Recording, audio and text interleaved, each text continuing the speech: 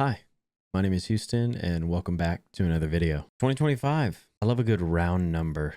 I love a multiple of 5. If I was into numerology, I would say that this is going to be a fantastic year, but I'm not. So we'll see what happens. I actually saw that somebody that I went to high school with reposted a video from a numerology account talking all about the sacred significance of 2025 and how all those numbers adding up make 9, and how 9 is this incredibly profound number in numerology and in the grand scheme of the universe. There are 9 planets, even though there are actually 8 because Pluto's not a planet. And pages like that will always cherry pick information from history, or a lot of the time it's myth. Bit of a derailment to start off the video, but hey, that's how we're going into the new year, all right? I'm a different person now. 2025 is the year that I become the worst version of myself. I'm actually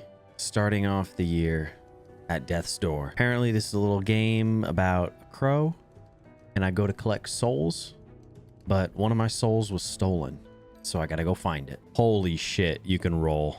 It's a Souls-like. Rolling, timed dodging, attacking. Dark Souls. I'm already digging this piano track. Ain't got no souls. Oh, and there are souls. Definitely Dark Souls. Gone to fix a broken pipe. We'll be back in 3 to 4 years. Dude, they must be a public works agent. I'm gonna be late to work, mate. I'm gonna be late to work. So it seems like there's some sort of aging mechanic with this. Maybe the longer time I spend in the level, the older I get. I'm kind of obsessed with these little indie games. I especially like these isometric type games. Like this overall visual style just reminds me of Tunic right off the bat. Oh my god, shortcut. Dark Souls. Looking forward to being insufferable about that. Iframes, nice. Dark Souls.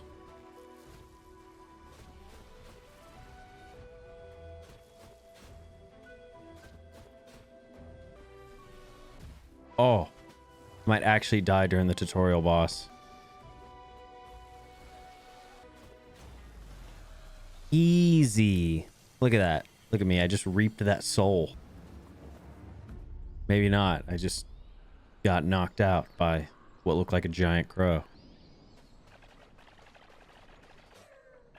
Oh, I'm sorry. I'm sorry. No, no, no, no. I'm sorry. Come back. So I beat Indiana Jones. And I'm sorry I only made 2 videos on it. I couldn't stop playing it. That game is, in my mind, the canonical 4th movie. Crystal Skull and Dial of Destiny do not exist in my head as Indiana Jones movies anymore. I know that there are probably some people out there that like those movies. I have no idea how, but as a big fan of those movies and as somebody who has always loved them, I always thought that they were kind of overdoing it with Crystal Skull and Dial of Destiny. At the end of the day, I'm cool with the supernatural stuff, because even in the first movie with Ark of the Covenant, you had the supernatural stuff. You know, you had the powers of God. And obviously with Temple of Doom and the rituals, and in Last Crusade with the Holy Grail, that supernatural stuff, the power of God, especially the power of, or the supernatural effects of these religious items, or the supernatural energy from religion in general, that stuff was always present in the series, and I'm totally cool with that. But at the end of the day, I think a lot of stuff in Crystal Skull, like Shia LaBeouf being like shoehorned in, and just the overall sense that the adventure aspect wasn't there as much. To me, it always seemed kind of forced. And then there's a certain instance where time travel just gets a little ridiculous. Like, I think that a movie like Looper probably does time travel really well, because it understands the consequences of the actual mechanic of time travel. Whereas when I watch Dial of Destiny, I think that my favorite part about that movie was seeing Indy interact with a character from history, Archimedes. But alongside that, it just seemed a little ridiculous, like too ridiculous. I think that when it comes to the Holy Grail, for instance, the obvious powers of a relic like that, like immortality and the trials that one must go through in order to get there, those seem very understandable to me. I have no problem with these godly powers shining down from the heavens to kill blasphemers. It just seems to me like they missed the mark. I'm scared of this guy. So I can't clip him through the wall, but he can clip me. That's nonsense. Let me just go through here and see where it leads me.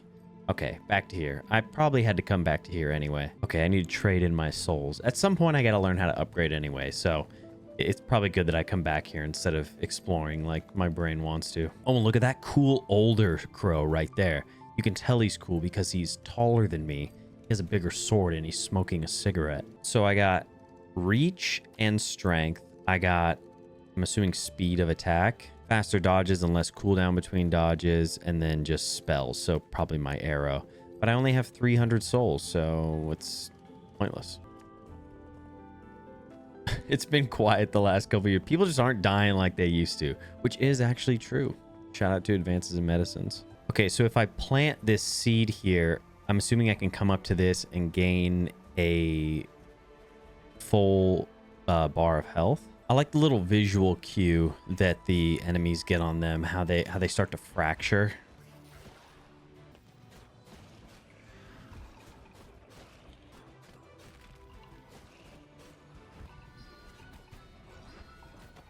Okay, that auto aims for me, so fairly easy to hit enemies.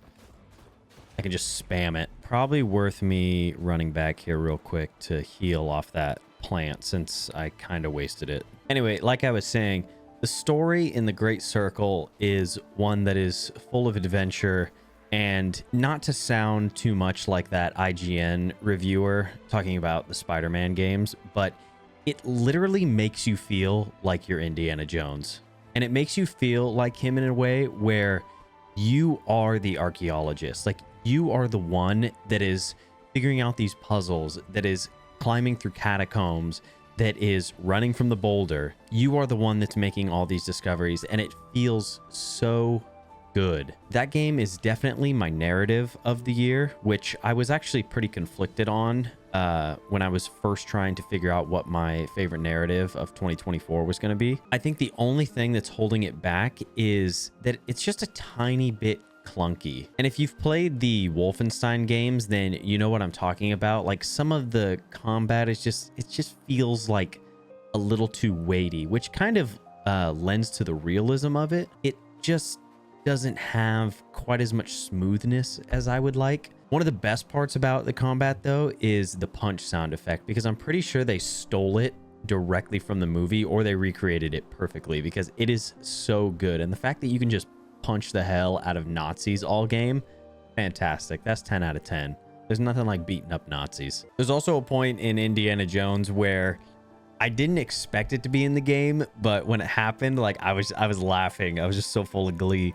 And there's a Wilhelm scream. And if you don't know what that is, it's pretty famous from Star Wars. But in Return of the Jedi, when Boba Fett falls into the Sarlacc pit, he makes a sound, and it's like, "Ugh!" It's a very specific type of scream. It's become famous for being like the death scream. It was just great to hear it in that game, because it just beckoned back to the original movies. So I'm definitely going to write a full review of Indiana Jones, and it'll be on my backlogged account. But I just want to say that it is such a refreshing take on the story of the character and what he goes through. Yeah, I want to increase my combat abilities, my strength, obviously, because I need to be more powerful than ever. There are also a handful of puzzles in the game that honestly made me feel really stupid. Like, I was like, maybe I'm not smart enough to figure this out. I'm praying at the bird shrine, and it's giving me a shard of vitality. Collecting 4 will raise my health. Of course it will. I love that. I love collecting a certain number of items, and then it either raises my stamina, my mana, or my health. That is a gameplay mechanic right there. I think going into this year, I'm gonna be playing a lot of games that are not Call of Duty. It's just seeming like more and more that as that game continues to just, I mean, really just get kind of worse. It is unfortunate to see because, yeah, I have so many memories on Call of Duty and just, I mean, shooters in general, but especially that game and Halo. And when I play it now, I can really only do it for, God, what seems like maybe one video's worth. I mean, I don't even want to finish the camo challenges. That's how much I do not care to play the game. But I think that I have found something a lot better in my recent reconnection with single player games. And yeah, it might be a little bit more difficult for somebody to watch me bounce between all these single player games with like no context. I think it is amazing just being able to experience these stories. Maybe a boss fight? An actual boss fight? I have to fight the castle. Let's go. Actually, I'm actually fighting. Oh my god, I'm fighting a castle. But I gotta remember that there's only 3 hits with this weapon anyway. See, this is easy though. Let me just do a little no-hit run, you know? Yeah, a little no-hit run.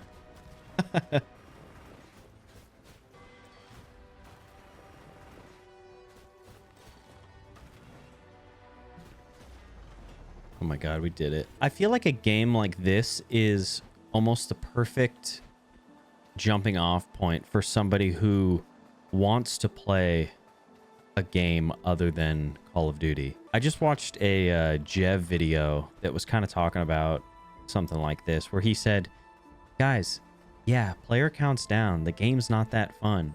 Do yourself a favor. Try and play another game. And I totally agree with him. I mean, I think that the more people that go out and try and experience other games, the more you're going to get that feeling of love for gaming again. An example I use of this all the time, because I think it perfectly encapsulates the point, is that when I got my friend Curtis to play Elden Ring after just pretty much only playing Call of Duty and Halo, and I mean some single player games and like things like WoW and Diablo, but mostly shooters. And when he played Elden Ring, that was his first FromSoft game, his first Souls-like, whatever, he was obsessed with it. He fell face first into it and didn't really want to play anything else. And he was like, damn, dude, my viewership's down. So that kind of sucks, obviously. Like, you're probably going to lose viewers, but you're going to gain that love for video games that just doesn't feel like it's there. I mean, people in this space love to use the word passion so much. They're like, oh, I just don't have the passion. Or it's like, you know, you got to be passionate about it. Well, nobody wants to show up to work making content around video games and fucking hate video games, okay? And if you think that that is okay, if you think that that is sustainable, then you're probably wrong. This is that guy that hit me on the back of the head. He stole my giant soul. We are standing on the cliff from Dark Souls 1 outside the asylum, and there's going to be a giant bird that takes us to Firelink Shrine. No, we're at death's door. Okay. Look at me. I'm just a fledgling. All doors are powered by the energy of souls. Okay. Okay, so basically I am dying because I can't capture that soul and bring it back to the reaping center. And this guy is looking for a soul that evaded him, so that's why he has also aged. So him and I, our fates are intertwined. But I'm assuming that we're going to work together to get enough souls, enough powerful souls to finally open death's door. So we got a witch. We have a self-proclaimed king that rules over a flooded cathedral. Okay, yep. Tell me about the biomes that are in cardinal directions. I love it. And a beast of untold years, Nosferatu Zod. You have entangled me. And he's so old that he needs a young fledgling like me to complete the path for both of us. I know that I tell people to go play other games quite a bit, but honestly, I think I'm just going to keep pushing that agenda too, because I think that that's the stuff that'll really help people branch out and regain that love for gaming that they don't think is there anymore. It's always there, man. When am I gonna get the movement mechanic that makes me move like 4 times faster than I should? One thing that I really enjoy about games like this is that I think that we are obsessed with thinking everything needs to be incredibly complicated. Like when I was showing my girlfriend how to play Cyberpunk and she's not used to RPGs, she was like, wait, how many menus are there? Because you would go into the skill tree and you have like your street cred points, and then you have your like actual skill points, and it's just a tree with like 2 trees coming out of it, and there are 4 main trees like your cool, your body, etc. That's really overwhelming for people. Whereas I think games like this, and this is how a lot of indie games are, they are very simple, but everything that needs to be done is given to the player, whether it's like the objective or the controls. Like, oh, okay, I have an attack, I have a roll, I have a strong attack, and if I really want to get complicated, I can roll and strong attack to do something that's even more powerful. People are obsessed with complexity. I think that a lot of the time they are trying to conflate complexity with something that is good. These things right here are a perfect example. This is a very simple mechanic. It's a very simple puzzle, if you would even call it a puzzle. But I ran into things like this in that first area. So now I'm compelled to go back to the first area and see how I can open these things up over there. It reminds me of Tunic in a way, where Tunic doesn't tell you anything. You have to figure out how to play the game by finding pages of a guidebook that's in the game. While Tunic is definitely a step above this game in terms of complexity, it's still very simple in its explanation of things. And it's kind of hard to parse that difference, because the simple things being added up make something complex, but that doesn't mean that the simple things themselves are complex. For instance, you have building blocks or like very interesting like residential housing or just architecture. These things at the end of the day are geometric shapes, but they form together to create something that is incredibly complex in terms of you know, certain buildings where you're like, whoa, look at that building over there, that's crazy looking. Or drawings, for instance. The human body is, I mean, really anything in the world is it's boxes, it's cylinders, it's these very simple shapes, but them combining together and maybe morphing a little bit makes them complex objects. In that same way, I think that a lot of video games are like that, but sometimes there are too many complexities stacked on top of each other. So you can have a complex system where it's a lot of simple things added together, but the way that those simple things interact with each other, or the way that those simple things stack up and create multiple complex systems, and then those complex systems interact with each other. I'm kind of going crazy here, but bear with me. That's the stuff that can feel overwhelming for a lot of new players. Something that seems very simple, like a flat stylized graphic style like this, can help newer players get into this genre of game because it's not as overstimulating. I hope all that kind of made sense. A lot of the time I'm thinking about things as I'm saying them. I'm not like writing down a script for this, so things that I say aren't concrete. I mean, I'll probably change my mind while I'm editing this video and be like, why did I say that? But I hope that the general theme of what I was trying to say maybe breaks through the nonsense, the noise a little bit. Is this the Onion Knight from Dark Souls? Oh my god, Dark Souls reference. Buddy's got soup in his head. Oh my god, he's a pothead. So this game is silly.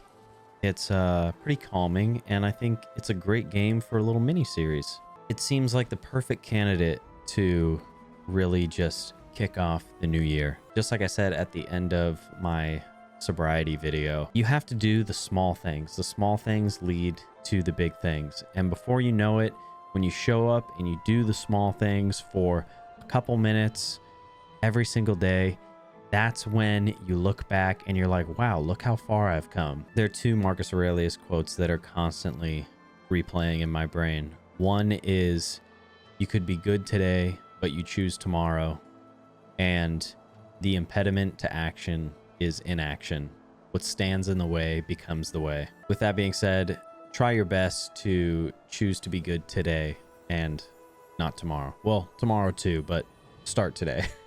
My main goal in the next 365 days is to get a lot better at Japanese. I'm going to keep on doing this YouTube thing. Hopefully, I can upload even more this year than I did last year and keep pushing out quality content that not only helps me work through my problems, but also helps you, the viewer. As always, I appreciate you. Thank you for watching, and I'll see you on the next one.